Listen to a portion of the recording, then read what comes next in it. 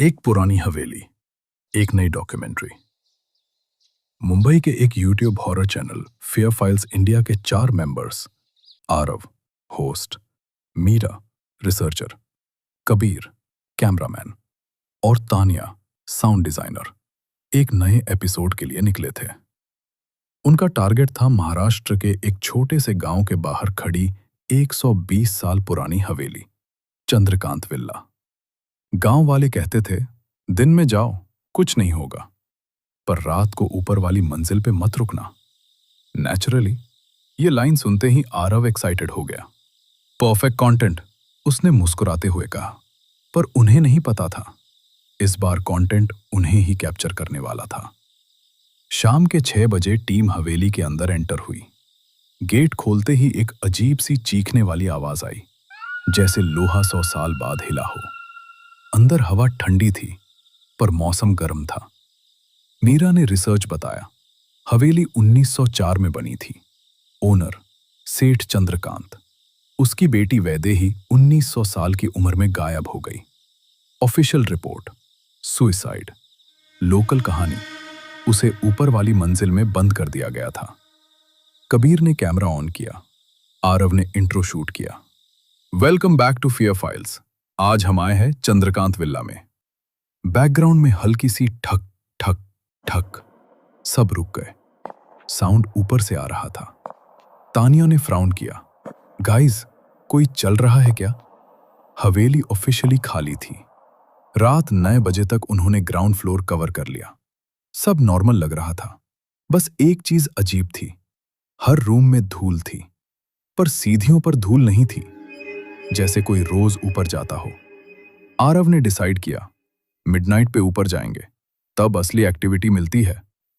11:57 PM, camera night mode में। Team सीढ़ियां चढ़ने लगी। जैसे ही वो सेकंड फ्लोर पे पहुंचे, टेम्परेचर ड्रॉप हो गया। कबीर के कैमरा का स्क्रीन फ्लिकर हुआ और 1 सेकंड के लिए स्क्रीन पर एक लड़की का रिफ्लेक्शन दिखा। सफेद कपड़े, लंबे बाल, बिना आंखों के चेहरा। कबीर ने तुरंत कैमरा नीचे किया। मैंने कुछ देखा, उसने धीरे से बोला, पर जब फुटेज चेक किया, कुछ नहीं।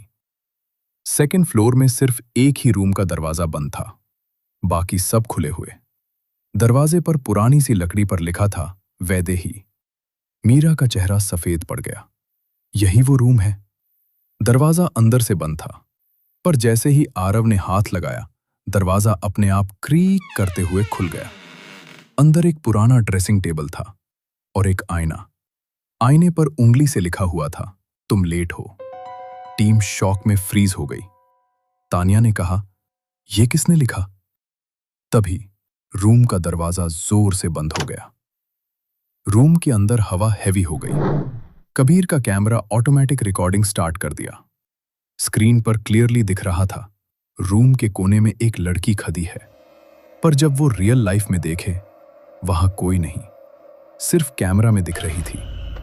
लड़की धीरे धीरे उनकी तरफ बढ़ने लगी। स्क्रीन पे उसका चेहरा क्लोज आ रहा था। उसकी आंखें नहीं थीं, बस अंधेरा। अचानक तानिया चीख पड़ी, वो मेरे पीछे खड़ी है।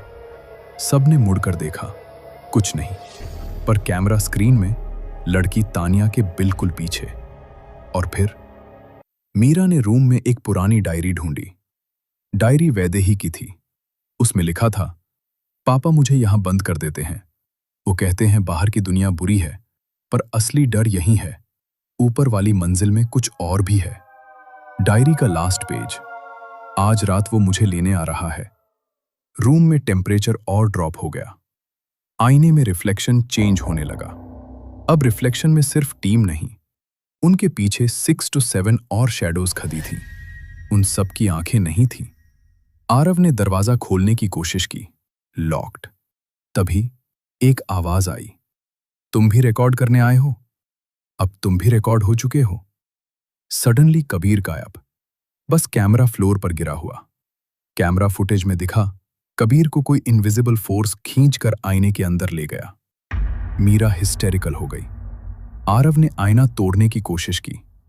जैसे ही उसने रोड से आईने पर मारा, आईने में क्रैक्स आए और उन क्रैक्स में से हाथ बाहर निकले, ठंडे, सफेद, इंसान जैसे पर जिंदा नहीं। तानिया को पकड़ लिया। वो चीखती रही। फिर साइलेंस। नेक्स्ट मॉर्निंग पुलिस को हवेली के बाहर उनकी गाड़ी मिली। अंदर सिर्फ टूटा हुआ कैमरा, फ्लोर पर डायरी और आईने का बिल्कुल ठीक होना, जैसे कभी कुछ हुआ ही नहीं। पर जब पुलिस ने कैमरा का मेमोरी कार्ड देखा, लास्ट क्लिप में आरव कैमरा की तरफ देखकर कह रहा था, अगर तुम ये देख रहे हो तो ऊपर वाली मंजिल पे मत आना। फिर स्क्रीन में एक लड़की का चेहरा। इस बार उसकी आंखें थीं और वो डायरेक्टली देख रही थी। कुछ कहानियां सिर्फ सुनने के लिए नहीं होती, कुछ कहानियां तुम्हें सुन रही होती हैं। और अगर तुम अभी ये स्टोरी रात में पढ़ रहे हो तो एक बार पीछे मुड़कर देख लो, सीढ़ियों पर धूल है या नहीं।